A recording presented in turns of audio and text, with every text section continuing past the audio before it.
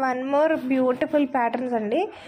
Kalamkari saris with Nizam బోర్డర్లో some more patterns అనమాట. ఒక్కొక్కటి ఒక్కొక్క డిఫరెంట్ ప్యాటర్న్. మీకు బ్లౌజ్ ఎలా వచ్చింది, పళ్ళు ఎలా వచ్చింది అనేది డీటెయిల్గా పెట్టేశాను. అన్నీ కూడా single pieces or two pieces మాత్రమే ఉన్నాయి. ఎక్కువ కలెక్షన్ అయితే లేదు.